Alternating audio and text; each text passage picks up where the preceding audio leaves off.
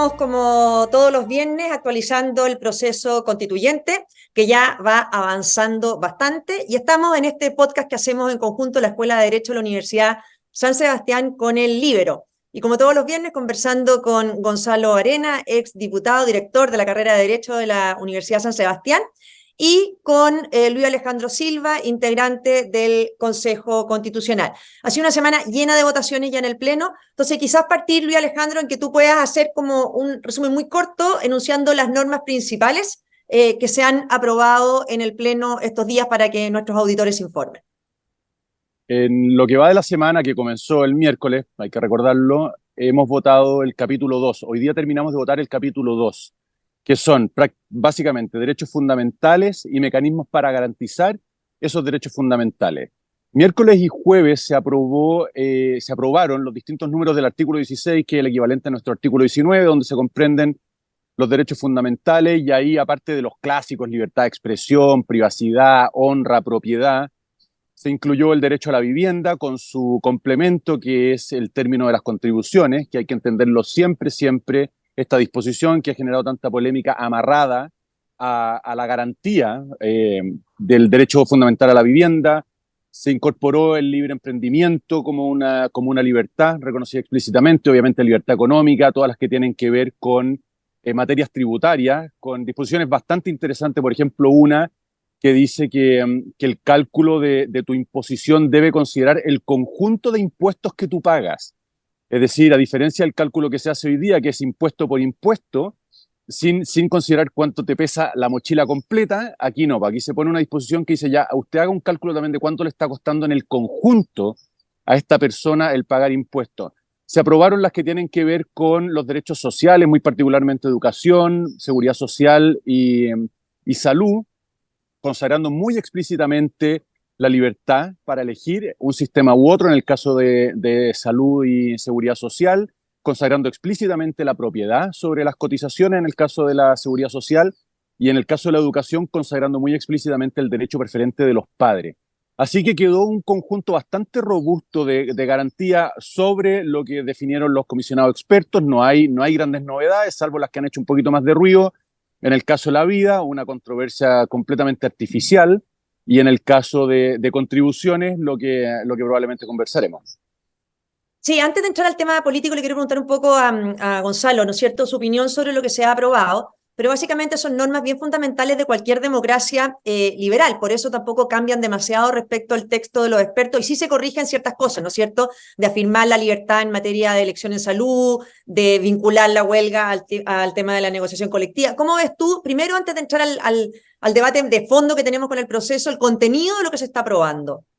Bueno, el contenido está bien, o sea, es parte de lo que es una democracia liberal y lo que se espera, ¿no es cierto?, de alguien que cree en una sociedad libre. Lo preocupante no es solamente la discusión que ha generado con el oficialismo, sino que la discusión que han generado dentro de la centro-derecha, ¿ah? Porque uno diría, bueno, estas normas tan básicas dentro del ideario de centro-derecha no deberían ser objeto de negociaciones dentro del sector, de peleas, dimes y diretes, y tenemos que ayer las contribuciones, faltó un voto nomás para que se rechazara, que se salvó al último.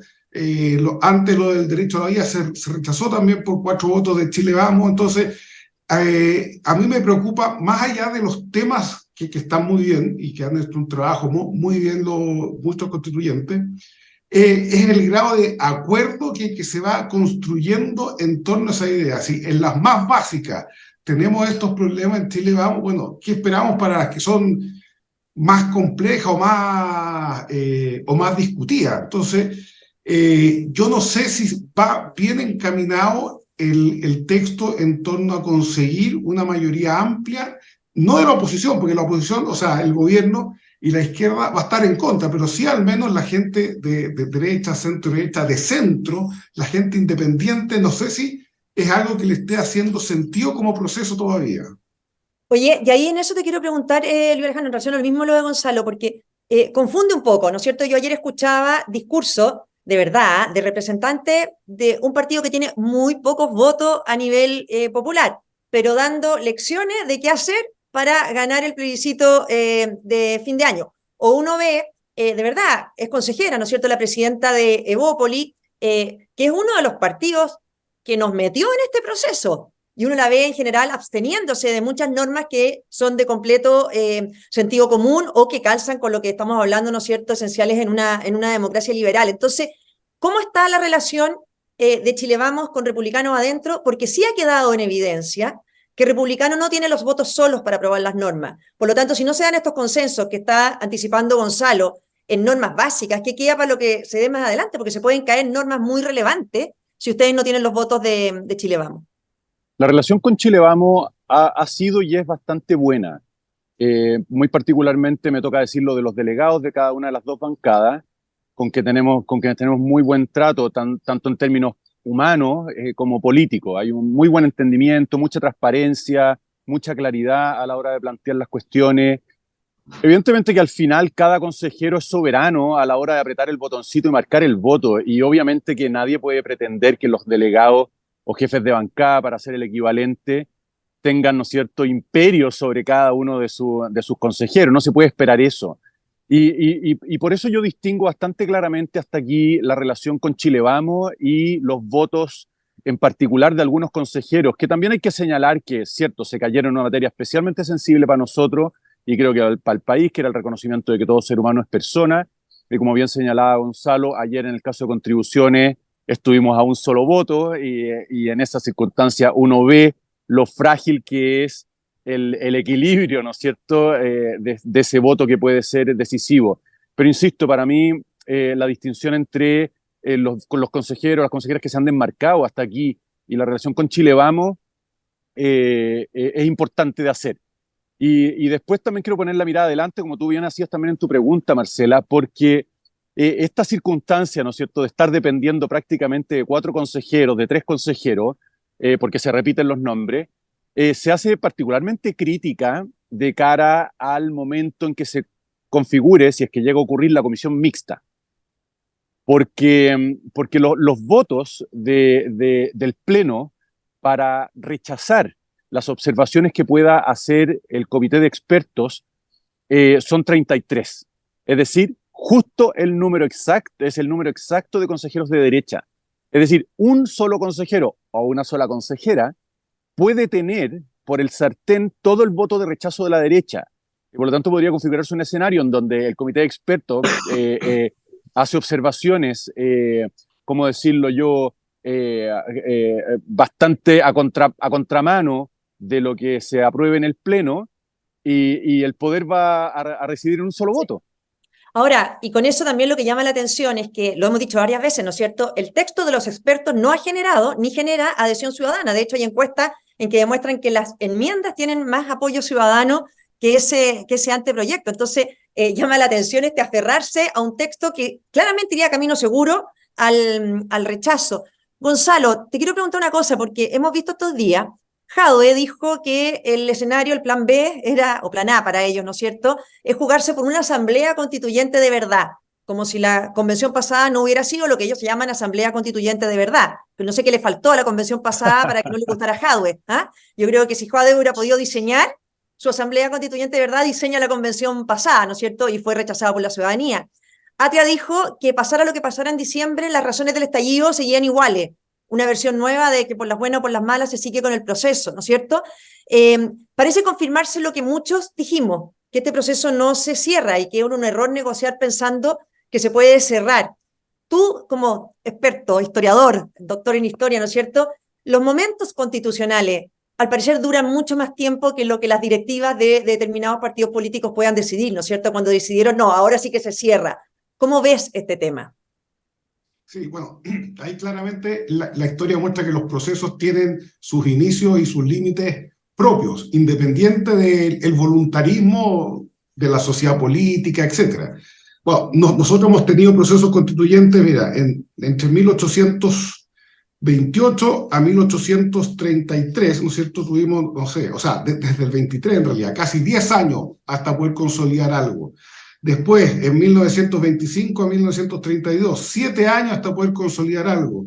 Y después el último, del 73 al 80, otros 7 años que tampoco terminaron con el tema, sino que terminaron después en 1990. Entonces, todos los procesos constituyentes son largos, mucho más largos de lo que la política espera, y lo más probable que además se suma a lo que le leía a Baradit en las redes sociales ayer o anteayer, que decía que había que votar rechazo no implicaba aprobar la constitución de Pinochet, sino que si se aprueba esta constitución va a haber una reforma en 50 años más. En cambio, si se rechaza, podían ir al ataque en 2 o 3 años más. O sea, está todo planeado y hecho para que este proceso constituyente no zanje ninguna discusión de fondo y demuestra además que el tema de la ilegitimidad de origen de la Constitución era una farsa, si lo que les importa es el contenido. No es que quieran hacer algo igual de bueno pero democrático, sino que quieren hacer algo totalmente distinto a lo que se venía haciendo. O sea, es refundacional. Y eso no va a terminar mientras la izquierda más radical le esté colocando el pie encima a la izquierda ex concertación. Esa polarización va a seguir y lo que se ve al menos es que el 30% que mantiene siempre el presidente Boric es suficiente para que esa izquierda radical se mantenga viva por muchos años más. Entonces, estamos en un escenario que es realmente complejo y estamos llegando a una especie de callejón sin salida, porque, ojo, se puede dar algo.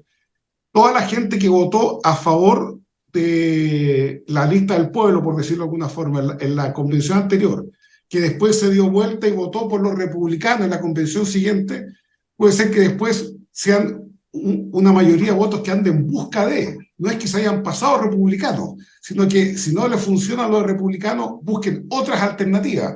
Y eso ya entra en el populismo, en el quiebre en la institucionalidad formal, en el fondo, a través de los partidos políticos, y eso puede ser muy grave porque puede ser una inestabilidad que se agrande, se extienda mucho más de lo que puede soportar hoy día los consensos políticos que hay.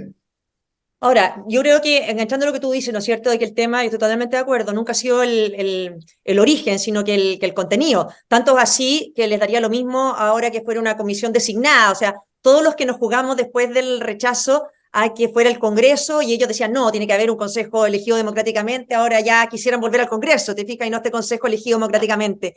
Hay ahí, Luis Alejandro, y quiero centrarme en un aspecto que a mí me parece esencial. Hay una gran trampa en este proceso. Cuando la gente dice, no, yo voy a votar en contra porque quiero que rija la Constitución actual, eso no existe. La Constitución actual no va a regir ni un solo día o un día y medio, con suerte, ¿no es cierto? Porque se bajaron los quórum en el Congreso, por lo tanto es muy fácil de reformar. Entonces, cuando uno dice, si está ganando el rechazo hoy día, si la izquierda se está jugando por el rechazo, no es precisamente porque quieran que rija la Constitución actual, es porque saben que la Constitución actual, con los actuales mecanismos que se aprobaron, no dura ni un minuto y medio. ¿Cómo lo ves tú? De hecho, la segunda, hace 2 días, si no me equivoco, tituló en la portada el plan B de la izquierda ante el fracaso así, de este proceso, y que era aprobar el anteproyecto en el Congreso. Ese era el titular, ¿no? Y estoy seguro de que ese es un titular alimentado, obviamente, por conversaciones de los periodistas del diario con personeros del oficialismo, de la izquierda, tanto aquí en el Consejo como fuera de ella, porque de hecho había una referencia en la bajada a la presidenta del Partido Socialista. Yo estoy seguro de que ellos están barajando ese escenario. De hecho, tuve la oportunidad de conversarlo ahora temprano en un programa radial. Toda esta controversia absolutamente artificial en torno a la aprobación del derecho a la vida al que está por nacer, ¿no? Cambiando el del qué por quién, para mí no admite prácticamente otra lectura que la de preconstituir prueba, como se dice en jerga jurídica, para el desembarco. Es decir, ya decidieron desembarcarse y están queriendo caricaturizar el proyecto para poder justificar su rechazo, con vistas eventuales, por lo menos según el titular de la segunda, a este plan B, que es aprobar el anteproyecto en el Congreso, lo cual nos devuelve a lo que estaban conversando recién tú y Gonzalo, y con esto cierro la respuesta, que es lo hipócrita que ha sido siempre el argumento de la legitimidad de origen. Porque cuando el contenido no les conviene, entonces no tienen ningún problema en pasarle un anteproyecto redactado prácticamente por delegados de los políticos, ¿no es cierto? Porque fueron todos, recordémoslo, designados por el Congreso, para que luego esos delegados le devuelvan al Congreso el proyecto que ellos van a aprobar con los quórum, ¿no es cierto?, rebajados, porque al final podrían aprobarlo como una reforma íntegra de la Constitución por 4/7, con lo cual imagínate la legitimidad de origen de la eventual nueva Constitución por donde queda. Ahora, ahí es donde uno le da, la verdad que le molesta la candidez y la ingenuidad de algunos, porque no es que nosotros estemos siendo muy lúcidos para determinar que nunca les ha importado el origen, sino el contenido, si lo dijeron ellos. El día del triunfo, el rechazo, al día siguiente salieron a decir que no renunciaban ni un milímetro a sus convicciones y que aquí el problema es que habían ido demasiado rápido, que el pueblo iba más lento, o sea, lo han dicho expresamente. Gonzalo, y con esto quiero cerrar, te quiero poner un tema más complicado, pero las directivas de Chile Vamos empujaron este proceso desde la misma noche en que la izquierda sufrió una de sus mayores derrotas culturales y políticas de la historia. Yo fui, y no sé, yo creo que tú también estás en la misma postura, bastante contraria a que se iniciara un nuevo proceso en estos mismos términos, sino que era más bien partidaria que se volviera al Congreso todo el desarrollo del proceso constituyente. Pero esas directivas que empujaron esto, hoy día no pueden pretender también salir indemnes si es que esto se rechaza porque van en el mismo barco con el Partido Republicano. Y uno ve señales como medias confusas, como que algunos no lo asumieran. Hay partidos de Chile Vamos o dirigentes de Chile Vamos que dan señales confusas, como que hoy día quisieran que todo se resolviera en el Congreso, cuando fueron los que empujaron a que no fuera en el Congreso, sino que se volcara a este nuevo órgano. Parece confirmarse que es un error caer en este asambleísmo en vez de fortalecer las instituciones, porque al final la que la gente está rechazando es el proceso. Uno tiende a pensar que da lo mismo las normas que se aprueben. Aquí hay un rechazo del proceso del día 1. ¿Fue un error caer de nuevo en este asambleísmo? ¿Cómo lo ves? Sí, bueno, ahí, como dicen, las elecciones no se ganan ni se pierden, sino que se explican. Eso es lo que va a pasar el día del plebiscito si es que se rechaza. Si Chile Vamos y las directivas van a explicar de por qué pasó, de que si fue bueno o no, de que distendió o no, pero claro, cuando uno analice después en el largo plazo, por lo que vemos hoy día, fue un error. No sabemos todavía, quedan meses, puede ser que se apruebe y claro, todos aplaudimos al día siguiente, pero en lo que se ve hasta ahora, se ve algo que tiene pocas luces y además con unas directivas de Chile Vamos que fueron muy protagonistas para iniciar este segundo proceso y ahora en la pelea como que dejan a republicanos medio solos, y en el fondo es la pelea de republicanos y nosotros estamos ahí a la guaita a ver qué hacemos. Entonces, cuando hay esa falta de compromiso tan grande y tan distinta según los momentos, bueno, que es propio de la política también, si tampoco es que sean especialmente perversos ni mucho menos, la política es un poco así también, pero cuando no hay esas convicciones profundas, claramente el resultado nunca va a poder ser bueno. Y ahí tenemos un tema que es complejo, porque además, si uno se fija, como lo decía Luis Alejandro, la izquierda está y va a utilizar el mismo argumento de campaña que utilizó Chile Vamos. Esto es rechazar para reformar. Es lo mismo que hacer, vamos a rechazar esto, pero no es que aceptemos la de Pinochet, sino que vamos a reformar y vamos a hacer el tema de los expertos en el Congreso, cosa que tampoco va a ser así, porque si tienen un voto más, van a aprovechar de meterle 20 cosas más al texto de los expertos para que quede una constitución lo más parecido a ellos. Entonces, estamos realmente caminando en el filo de que cualquier cosa puede pasar, cualquier alternativa puede pasar, y eso demuestra que los consensos de los políticos profundos de los países no se pueden construir en forma artificial con procesos. Son desarrollos naturales cuyos procesos después de una constitución es su consecuencia. Y aquí partimos al revés. Aquí tenemos un problema anterior que es la polarización que tenemos, que es la destrucción del centro político por primera vez en más de 100 años, y eso es una realidad que se está viendo en la discusión constituyente. Tal cual, yo no puedo estar más de acuerdo, creo que aquí hubo una especie como de voluntarismo, de creer que un acuerdo político podía transformar algo al día siguiente de que la gente se había expresado tan mayoritariamente en el rechazo al texto de la convención y nos han expuesto, ¿no es cierto?, un proceso como el que estamos. Me quedo con lo último para cerrar el podcast que dice Gonzalo, que llama la atención, ¿no es cierto?, que quienes fueron tan protagonistas de estos acuerdos empujaron esto, que había que inmediatamente salir a dar un nuevo proceso constituyente.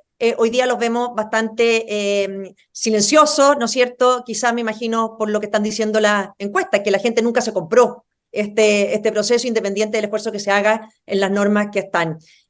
Bueno, Luis Alejandro, sabemos que tiene pega en pleno y muchas gracias por el trabajo que están haciendo. Así que gracias a todos y gracias, Gonzalo, también por acompañar.